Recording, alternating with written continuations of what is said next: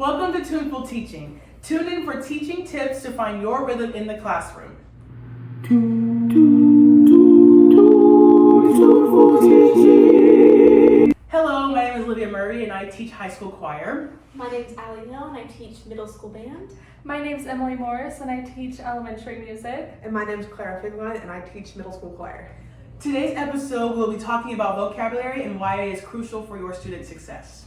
We all had those vocabulary quizzes when we were in school. I absolutely hated them. But they're very important for our students' success. What people don't realize though is that vocab also includes the words that students should have learned before they even get to school. And so most of those words they will already know, but you may have some students that don't know them and you will need to help facilitate and help them learn those. As a teacher, you want to have your students have a large and varied vocabulary. Students' knowledge of words correlate greatly with their academic success. Students with large and more varied vocabulary will be able to understand new concepts and ideas quicker than students with a more limited vocabulary. Yes, and then teaching vocabulary is especially important for second language learners. Vocab is the best predictor of their academic achievement. Second language learners with more knowledge of vocab have proven to be more successful in their studies. And now, a clarifying moment with Clara. So, did you guys know that the average student should learn about 2,000 to 3,000 new words each year? Wow. Yeah. So, by the time they get to high school, they should know approximately 15,000 words at the very least. Oh, that's a lot of words. I mean, even everyday adult conversations require the use of about 5,000 to 10,000 words per day, which is crazy. You never really think about how many words you use per day. Never. I just talk. Yeah, I just talk.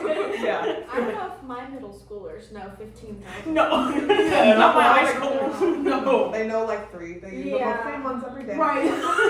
Same one. Like, does slang count? Right. Yeah. Slang vocab. Yes. Literally. So does it count when my middle schoolers say 6, 7? Oh. Is that vocab? I know y'all hear that all the time. Maybe if that counts, then my middle school saying slay would count. Is that vocab we're talking about? Does that count? No, I think we're leaning a bit more on the academic vocabulary right now. Yes. So there are 3 tiers of vocab that we're going to talk about now, and we're going to treat it like a triangle. So the bottom level of the triangle and the biggest tier are full of basic vocab words that students use in everyday life. These are what they learn at home with their mom when they're 2, and these are the vocab words they learn throughout their whole life. So these are just basic words that you use when you're conversing with people.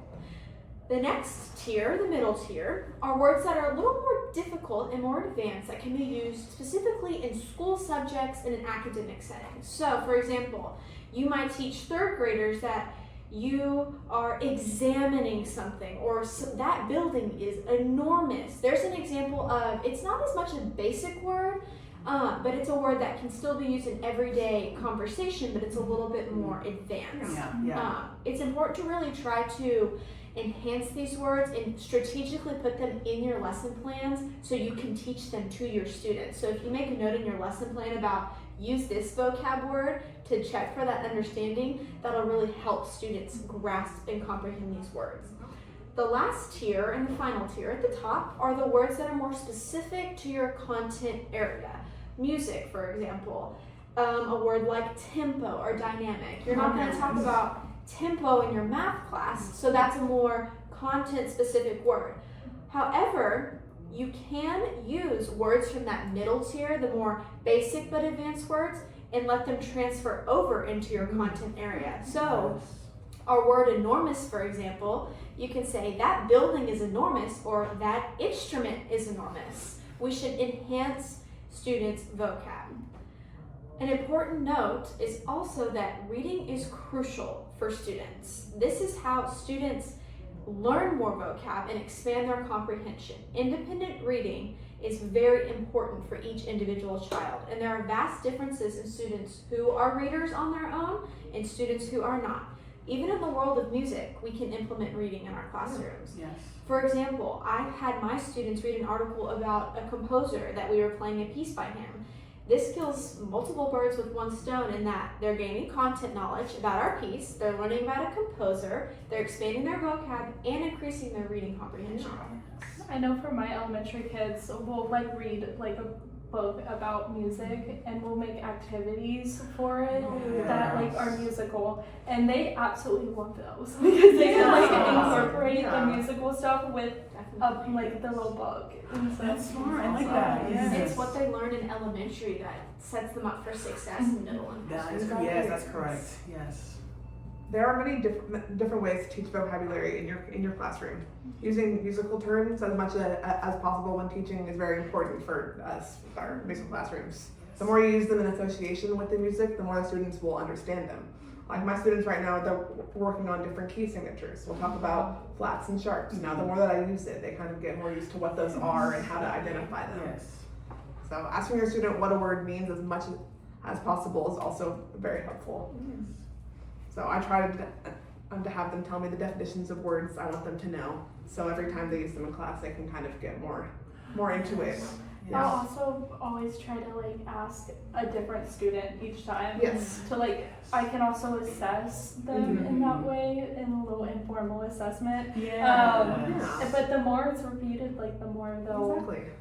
Do you think using them in conversation, asking them, or sitting them down for a test is better for students?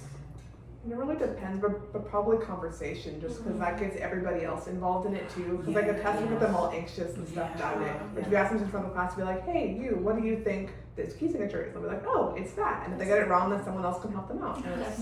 And especially for music, like, and especially with like elementary, I'm not gonna sit my students down and like do a paper test. They've been in class all day. Right. Yes. But like I do think in music specifically, like you do want to use it more, and so they can also like connect it with the things they're doing. Of course. Yes.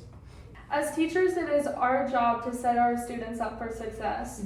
One way for us to facilitate our students' success is to ensure that they have a large and varied vocabulary.